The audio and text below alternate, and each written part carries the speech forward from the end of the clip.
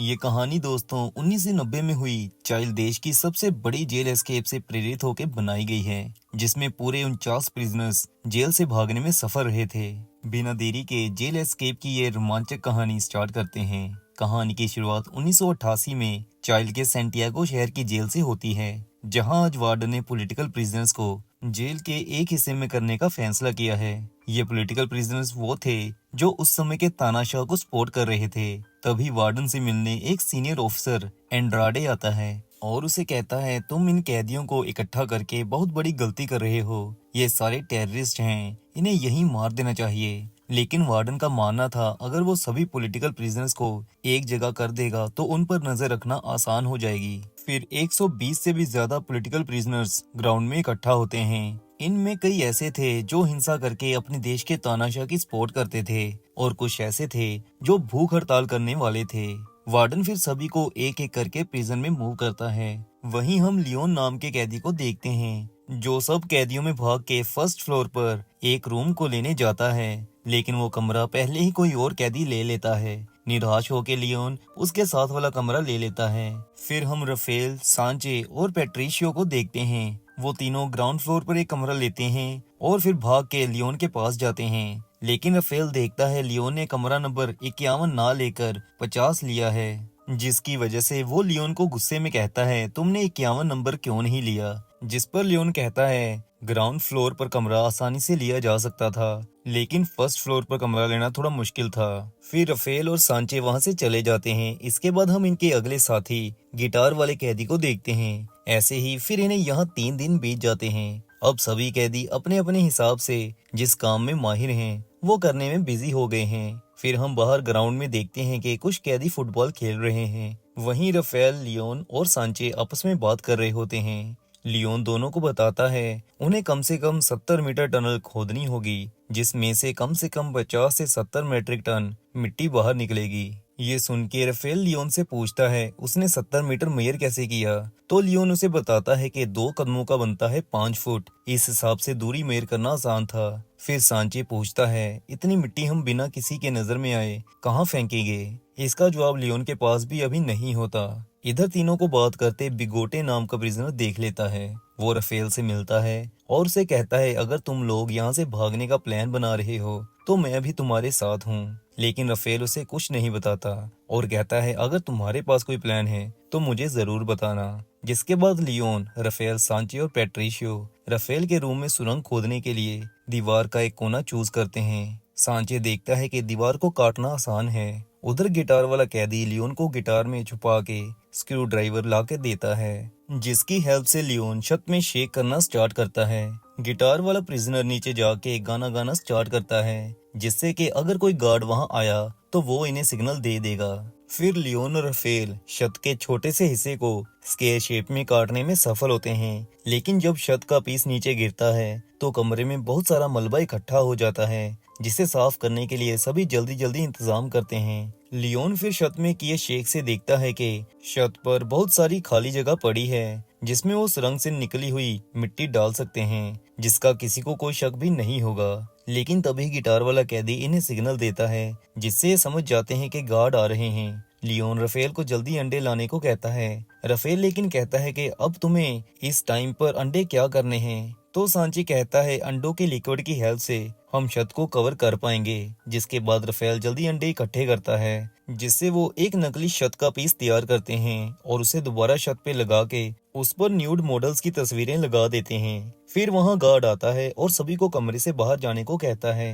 Guard अच्छे से room को चेक करता है। एक गार्ड छत पर जाता है, लेकिन वो न्यूड मॉडल की फोटो उतारता नहीं, जिसकी वजह से चारों आज बाल बाल बच जाते हैं। अब ऐसे ही इन्हें यहाँ 33 दिन बीत जाते हैं। आज सभी पॉलिटिकल प्रिजनर से उनकी फैमिलीज ने मिलने आना होता है। यहाँ हम रफेल की बीवी पोलिना को देखते हैं। रफेल पोलिना से गुस्सा करता है क्योंकि वो अपने साथ बच्चे नहीं लाई थी। फिर ऐसे ही कुछ दिन बीत जाते हैं। छत का तो इन्होंने जुगाड़ कर लिया था, लेकिन सुरंग खोदने के लिए कमरे में भी शेक करना बाकी था, जिसके लिए पहले एक नकली स्क्वायर शेप का बॉक्स बनाते हैं और उसे दीवार में शेक करके वहां फंसा लेते हैं, ताकि सुरंग खोदने के बाद वो दोबारा दीवार को बंद कर सकें। फिर लियोन और रफेल दीवार में शेक करते हैं, लेकिन तभी गिटार वाला कैदी इन्हें बताता है कि गार्ड चेकिंग करने आ रहा है। फिर सभी जल्दी जल्दी नकली पीस को शेक में डालते हैं और कोई ना कोई काम करने में बिजी हो जाते हैं। गार्ड आता है लेकिन उसे कुछ भी पता नहीं चल पाता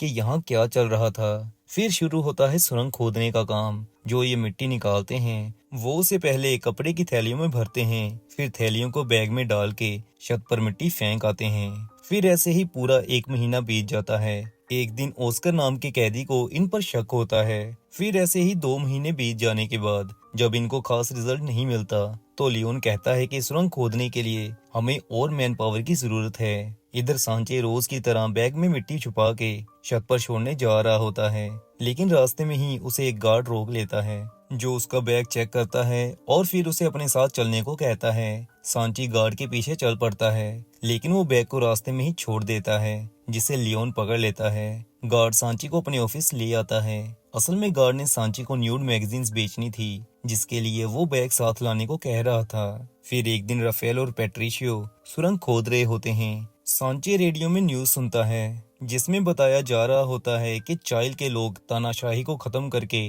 डेमोक्रेटिक सरकार लाने के लिए मान गए हैं। ये न्यूज सांचे सबको बताता है। ये सुन के राफेल कहता है हमें सुरंग का काम जल्दी खत्म करना होगा, इससे पहले कि डिक्टेटर पिंचोई सब कुछ छोड़ के यहाँ से चला जाए। फिर आता है 86वां दिन, जहाँ राफेल और बाकी कुछ कैदियों को चुनते हैं जिन पर इनको थोड़ा भरोसा होता है। फिर उन्हें ये सुरंग के बारे में बताते हैं। नए कैदी ये सब देख के हैरान हो जाते हैं, लेकिन वो भी यहाँ से भागना चाहते थे, जिसकी वजह से वो सभी प्लान का हिस्सा बन जाते हैं। सभी को इंस्ट्रक्शंस दी गई होती है कि वो रोज के कामों में हिस्सा लेंगे। किसी को भी शक नहीं होना चाहिए कि हम थके हुए हैं। सुरंग खोदने वाला बाहर आके पहले नहाएगा, अच्छे से अपने ऊपर से मिट्टी उतार के फिर ही बाहर जाएगा। अब उन्होंने ग्राउंड फ्लोर से छत तक शेक कर लिए होते हैं, जिसकी हेल्प से वो मिट्टी को जल्दी छत पर पहुंचा सकते हैं। अब कई कैदी सिर्फ गार्ड्स पर नजर ही रखते थे, जो उनकी हल्की सी भी हलचल की नजर रखते थे। अब इनका सुरंग खोदने का काम अच्छा चल रहा होता है। फिर एक दिन फुटबॉल खेलते समय ऑस्कर राफेल के नाखूनों में फंसी मिट्टी देख के उसे कहता है अगर वो सुरंग खोद रहे हैं तो वो भी उनके साथ है। ये सुन के राफेल ऑस्कर को अपने साथ लेके जाता है। फिर लियोन, राफेल और बाकियों को ऑस्कर सही बंदा लगता है, जिसके बाद वो भी सुरंग खोदने में लग जाता है। फिर एक दिन सांचे सभी को कहता है कि हम चाहे जितना मर्जी जोर लगा लें, जब तक हमें बाहर से हेल्प ना मिली हम सुरंग से बाहर नहीं जा पाएंगे। लियोन राफेल को कहता है कि इसमें उसकी बीवी पोलिना शायद हमारी हेल्प कर पाए। फिर ऐसे ही सुरंग खोदते इन्हें 6 महीने बीत जाते हैं। फिर फैमिलीज की अगली मुलाकात पे राफेल पोलिना को यहाँ से भागने के बारे में बताता है और उसे कहता है कि सुरंग से बाहर निकलने के लिए पार्टी से हेल्प लेनी होगी। वापिस आके पोलिना इसके बारे में सोचती है। इधर एक दिन गिटार वाला कैदी सुरंग खोद रहा होता है। लियोन बाहर देखता है कि गार्ड्स कमरों की चेकिंग करने दोबारा आ रहे हैं। ये देख के लियोन भाग के राफेल के कमरे में जाता है और सबको आगाह करता है। गिटार वाला कैदी सुरंग में होता है, उसे बाहर आने में टाइम लगना था। तब राफेल, लियोन और बाकी पुलिस का ध्यान बटाने के लिए उनके सामने उन्हें रोकने के लिए खड़े हो जाते हैं, जिसके बाद कैदियों और गार्ड्स में होती है लड़ाई। इतने में गिटार वाला कैदी सुरंग से बाहर आके नहा धो के बाहर आ जाता है। गार्ड से लड़ाई करने की वजह से सारे कैदियों को नंगा धूप में खड़ा किया जाता है, जहां ऑफिसर एंड्राडे आता है। फिर सभी कैदी गाना गा के पुलिस का विरोध करते हैं। दूसरी तरफ पोलिना पार्टी के सीनियर बंदे से मिलती है और उससे राफेल और बाकियों की जेल से भागने में हेल्प मांगती है, लेकिन वो आदमी हेल्प करने से मना कर देता है। पोलिना हार नहीं मानती। वो अपने साथ सांचे की बीवी को लेकर लियोन के पिता के पास जाती है और उन्हें प्लान के बारे में बताती है, जिसके बाद कुछ लोग एक जगह इकट्ठे होते हैं और वो हेल्प करने के लिए मान जाते हैं। उधर हम देखते हैं कि केस के चलते राफेल से वकील मिलने आती है। वहाँ एंड्राडे राफेल को सिगरेट ऑफर करता है। राफेल सिगरेट तो नहीं लेता, लेकिन उसका ध्यान सिगरेट के पैकेट पर जाता है। फिर सीन शिफ्ट होता है और ऐसे ही इन्हें सुरंग खोदते 1 साल से ज्यादा हो जाता है। फिर एक दिन सुरंग खोद रहे जेवियर नाम के कैदी का दम घुटने लगता है और वो वहीं बेहोश हो जाता है, लेकिन राफेल उसे जल्दी बाहर निकाल लेता है। असल में बात ये थी कि सुरंग अब बड़ी हो चुकी थी, जहाँ सांस लेना बहुत मुश्किल हो रहा था। तब लियोन इन्हें एक मोटर का इंतजाम करने को कहता है। राफेल बूढ़े मैकेनिक के पास जाता है और उसे कहता है अगर वो यहाँ से भागना चाहता है तो उसे अपनी मोटर उन्हें देनी होगी। बूढ़ा कैदी मान जाता है। फिर लियोन पॉलीथिन्स की हेल्प से मोटर चला के सुरंग में हवा का इंतजाम करता है, जिससे सांस लेने वाली दिक्कत दूर हो जाती है। फिर हम देखते हैं कि एंड्राडे बिगोटे को पकड़ के अपने साथ लेके जाता है, जहां वो उसे अपनी सिगरेट ऑफर करता है और उसे राफेल और बाकियों पर नजर रखने को कहता है। एंड्राडे बिगोटे को ब्लैकमेल भी करता है कि अगर वो उसकी हेल्प नहीं करेगा तो उसकी फैमिली खतरे में आ सकती है। बिगोटे ना चाहते हुए भी एंड्राडे की बात मान लेता है। इधर सुरंग को मैयर करने पर पता चलता है कि सुरंग इतनी बड़ी बन चुकी है कि बाहर निकला जा सके। इसे टेस्ट करने के लिए राफेल लाल रंग को एक इंजेक्शन में भर के कलर को बाहर की तरफ छोड़ता है। कलर बाहर चला जाता है, जिससे सभी को भागने की उम्मीद दिखाई देती है। राफेल फिर बिगोटे के पास जाता है। उसका मन था बिगोटे को भी साथ भगाने का, लेकिन इससे पहले राफेल उसे कुछ बताए, बिगोटे उसे सिगरेट ऑफर करता है। राफेल सिगरेट का पैकेट देख के समझ जाता है कि बिगोटे एंड्राडे से मिला हुआ है। दूसरी तरफ पोलिना के ग्रुप का एक आदमी बाहर निकली इंक को देख लेता है। अगली फैमिली मीट पर लियोन का पिता बताता है कि सुरंग बाहर तक तो आ चुकी है, लेकिन अभी भी वो जेल के नजदीक है। लियोन ये सुन के निराश होता है। फिर ऐसे ही सुरंग को खोदते इन्हें लगभग 2 साल होने वाले होते हैं। एक दिन ऑस्कर और कुछ कैदी सुरंग खोद रहे होते हैं कि अचानक भूचाल आता है। लियोन और बाकी सुरंग से सभी को सेफली निकालते हैं। खुशकिस्मती से सुरंग को कुछ नहीं होता, लेकिन लियोन कहता है सुरंग और झटका नहीं सह पाएगी। दूसरी तरफ हम देखते हैं कि पोलिना और उसका ग्रुप भागने वाले कैदियों की फेक आइडेंटिटी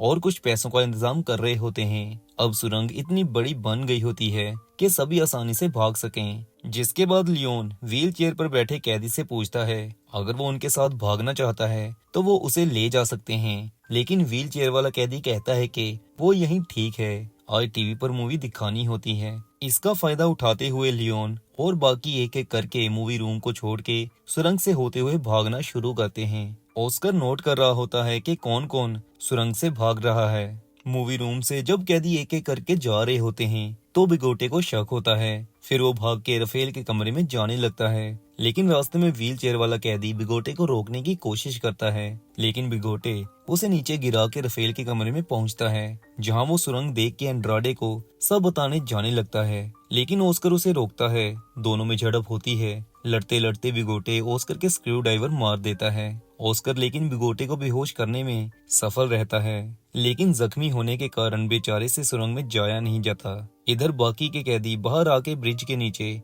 वेट कर रहे होते हैं। फिर वहां पोलिना आती है और सभी को बस में बिठा लेती है। सभी कुछ देर ऑस्कर की वेट करते हैं, लेकिन ऑस्कर से जेल से आया ही नहीं जाता, जिसका सभी को बहुत दुख होता है। फिर जब मूवी खत्म होती है और सारे कैदी वापस आने लगते हैं तो वो व्हीलचेयर वाले कैदी को गिरा देखते हैं। वो सभी को कहता है मुझे छोड़ो, राफेल के कमरे में सुरंग है, वहां से जल्दी भाग जाओ। जिसके बाद जेल में हल्ला मच जाता है। कैदी सुरंग से होते हुए बाहर भागने लगते हैं, लेकिन अब गार्ड्स को भी सब पता चल गया होता है। जो बाद में कैदी भागे थे वो सभी पकड़े जाते हैं। जब एंड्राडे को पता चलता है कि राफेल और बाकी भाग गए हैं तो वो गुस्से में बहुत तड़पता है। फिर बस में पोलिना सभी को उनकी नई आइडेंटिटी देती है। इसके बाद सभी कैदी छोटे छोटे ग्रुप्स में बस से उतरते हैं, जिन्हें आगे गाड़ियां यहां से ले जाने के लिए तैयार खड़ी होती हैं। इस तरह दोस्तों टोटल 49 कैदी 1990 में चाइल्ड से भागने में सफल रहे थे।